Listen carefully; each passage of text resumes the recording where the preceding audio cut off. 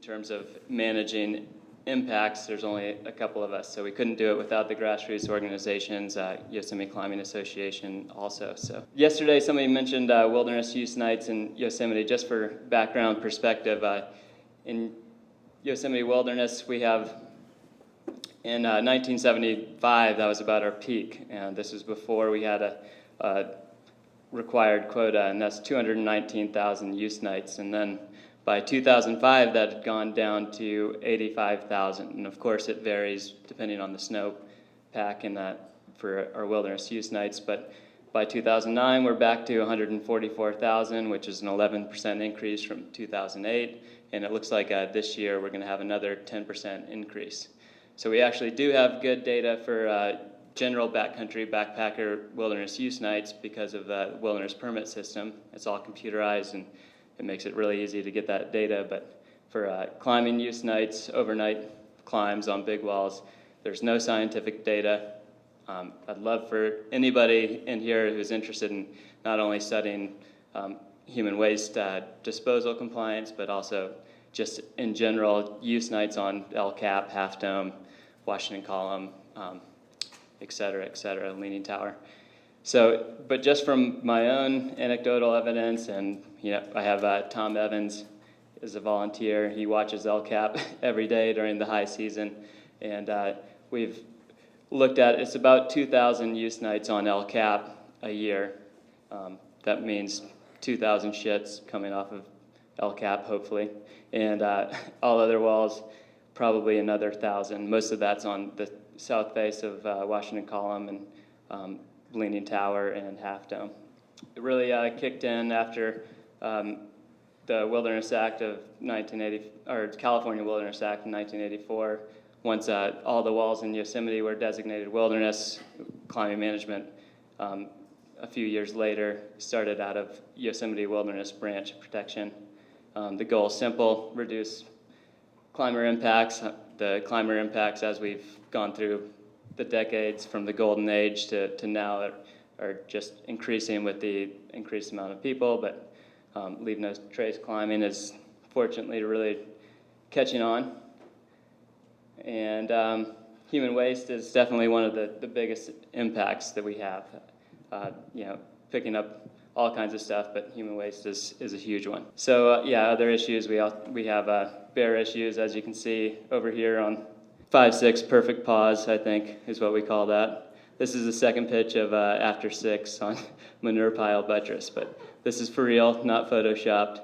There are some other severe Yosemite specific issues that we're having to deal with. This is Cathedral Peak.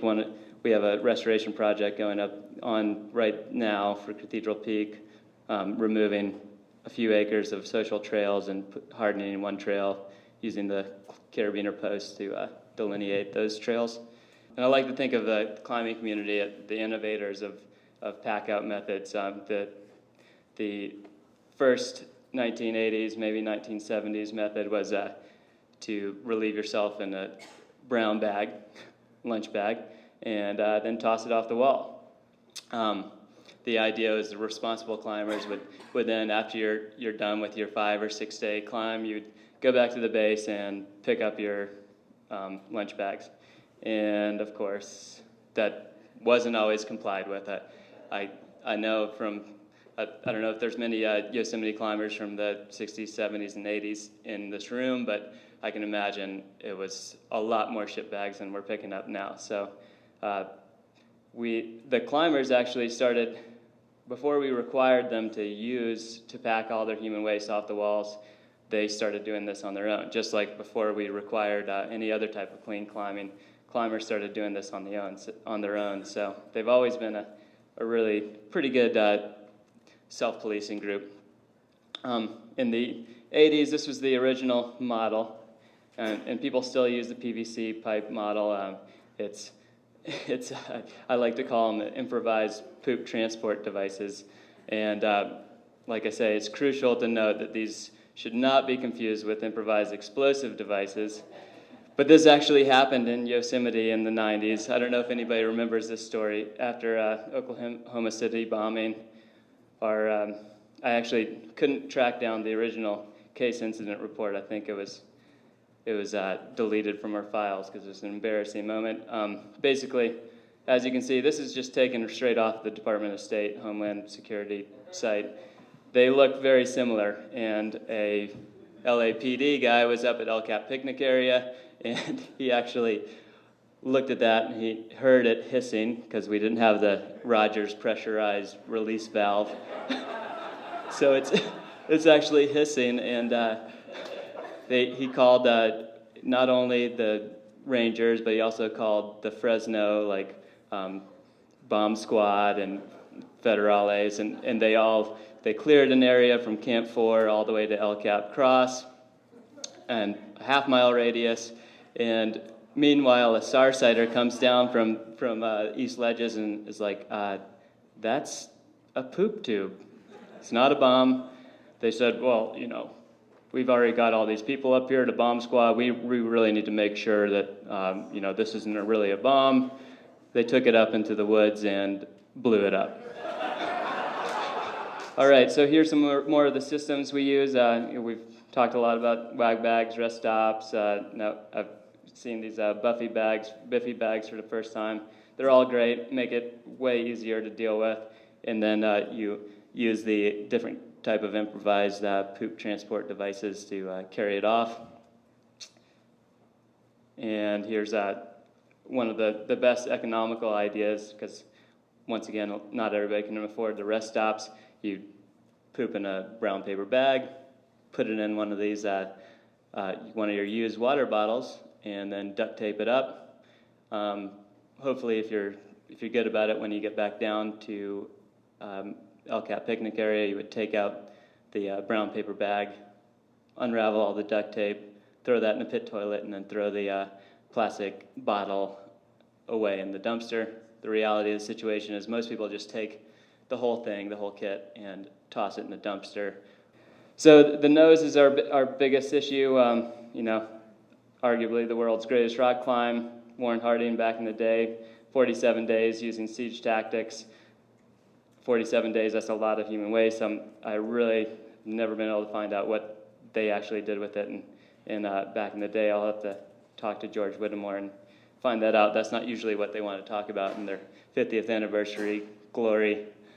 It's what they did with their poo. But this is a picture of Camp 6, which for anybody that's actually climbed the nose, doesn't look like that anymore. You can see that there's a big crack on either side. And this crack now gets filled up with garbage, and we remove a lot of it. It also, people poo directly into the crack because they see garbage and they decide, well, that's a great place to poo. This is also probably one of the best bivvy sites on El Cap if it wasn't littered. It's amazingly 6 by 6 by 5 maybe, really, really flat spot to bivvy. Total awesome view of the rest of the valley, and you're only 500 feet from the top, so you're 2,600 feet up on a perfectly flat ledge, which is pretty amazing. So yeah, here's what it looked like in 1961, and this is a picture from 2006, one of my cleanups. This is just perspective on where Camp 6 is. And so like I said, the world's greatest bivvy, but that black sludge, all this stuff, this is 2009's, I call them nose wipes. And a lot of these bottles are filled with human waste also. This is one of those duct-taped disposable human waste kits that wasn't really taken off. But yeah, all that stuff is total biohazard. And unfortunately, that's my job security. That's the backup method for packing it out on El Cap. We either climb ground up, take a bunch. This was the ground up nose wipe, 3 days, 2 extra people. We pull out an extra haul bag worth of garbage, and a lot of it happens to be human waste. And then this is another method, hiking up to the top. This is actually a lot scarier to wrap in from the top to clean up human waste, because you don't have the time to adjust the exposure, coming off a 3,000-foot cliff and trying to steer your way down to Camp 6 is pretty exciting. But it worked out, and that was another nose wipe, and we did another probably 80 pounds of garbage and human waste off of that. So yeah, get in there. He's actually got a glove on the other hand. And then this next month we're going to do a full-on technical rope rescue training, lower all the way down from the top, hit Camp 6, and the garbage will be our patient, and we'll package it up, and we'll hit Camp 5 on the way down and lower all the way down to the bottom and get the USR team a lot more training, and at the same time clean up LCAP. And like I said, we're trying to do it all human powered. There's a ton of gear that we have to use to do an LCAP rescue. Usually we use a helicopter, pack everything up to the top and take it off, but I really want to emphasize all human power to carry all the equipment up and pack out all the waste. So yeah, that's another liquid and solid poo bomb on Camp 6. This is from the top of El Cap. This was a waste case from Metolius. Unfortunately, totally full, left at the top. We find these a lot too. So people will carry it all the way off El Cap to the top, but then they decide that, and when they're carrying loads, they want to leave that stuff behind. And this is all assorted stuff that we found at the top. People love to leave prayer flags on top of El Cap, and although I love prayer flags, we do consider it litter. But this actually also had some Korean writing on it, and that's another story. We have a lot of difficulty with the cultural divide between who has the norms of packing out human waste and who doesn't, and it seems like there are a few groups that we really need to concentrate on, and you know, I feel like the responsibility is on us just as much as on them. So Half Dome, yeah, this is a common day before permits. We have a permit system going on now, but you know, 1,200 people climb up Half Dome on a busy day, and now we have this day use permit required, at least temporarily. Probably that's going to be the long-term solution, but a lot of visitors want a toilet up at the shoulder of Half Dome. Once again, we see a ton of poo and toilet paper, but I think a great way to deal with that would be pack-out systems. And we could look to Whitney or Shasta or Rainier to help out with that. This is from the regular Northwest route of Half Dome. You get a lot of people in a day that can't hold it. They get scared, and that happens. Sometimes you get scared shitless. Other times you get scared to shit. So, yeah, that's. I'm trying to encourage everybody to take in when they're doing things as a grade 4 to take a wag bag or rest stop or like device. And sometimes people do carry them and then they toss them off. Unfortunately, everybody wants to get water there's a spring at the base of Half Dome. This actually, when we initially found it, had fallen right there. So poo and water, we talked about that a little bit. Yeah, so why does this stuff happen? I think there's a lot of accidents. People drop them, and a lot of times people don't care anymore. It's like they're so desperate just getting up these walls with their experience level that at the end of their climbs, they don't really care about leaving a trace. It's getting themselves off the climb without totally having a train wreck. These are a lot of the issues just the final issues. Talking about doing more of like a Whitney, Denali, the whole range of system for Yosemite Big Walls. Well, mostly it's worked the way the self-policing method that we have. The cost benefit of putting in a system, we don't charge any fee. There's no permit for overnight big wall climbing.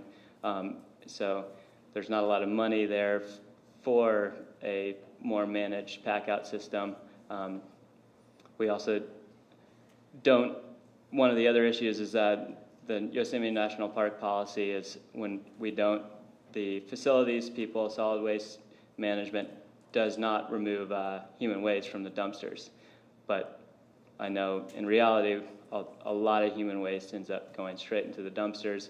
A lot of that is in the form of a wag bag or a rest stop, which everybody tells me is approved in all 50 states, but that's something that I need to work with facilities people and get resolved. It would be nice if we could actually have a separate container for wag bags and rest stops, and then people could continue to put the paper bags into the pit toilets, but we'll have to continue to work on that. Yeah, so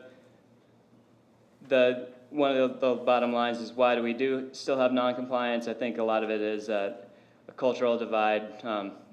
Certain areas of Europe and Asia and South America, it's just not what climbing is about. It's not, leave no trace is not part of the climbing. And I kind of think that if you don't do it clean, ground up, you're not really doing it in pure style. And so we try to practice what we preach. We could do a lot of climbing patrols, but we also really encourage those ethics. And this is excusable for, like I say, for people that don't have that in their culture. You know, we're really trying to educate them. But the North American climbers, I call them morally derelict when they know what to do right and they just decide like they don't really care. And one of the other issues is the desperate climbs call for desperate measures. A lot of people come to Yosemite, they think, oh, the nose and these climbs are really easy. They're 200 feet off the road. When they get up on a big wall, they realize that that's not the case, and they're desperate just to get up to the top. So Camp 6 is the top bivvy. At that point, they've run out of room in their human waste kits or whatever. They decide to, everybody else has put their garbage there, we're going to just shit right in there too. It's mostly really successful based on how many shit bags we pick up from the base of climbs, and we pick up from walls. My estimate is about 3% non-compliance, which is still about 100 shit bags that are left for us to pick up or clean off of. We actually take water sometimes and clean shit off of bivvy areas and things like that. And our limited facilities, not having the managed permit system and the money for an actual more managed pack-out system, like I say, education is number one. We just try to hit up as many ways we can do that as possible. Super topo, climber coffees, just talking to people. And then, the partnerships, like I said, these three groups in particular are crucial in getting a lot of buy-in from the climbing community.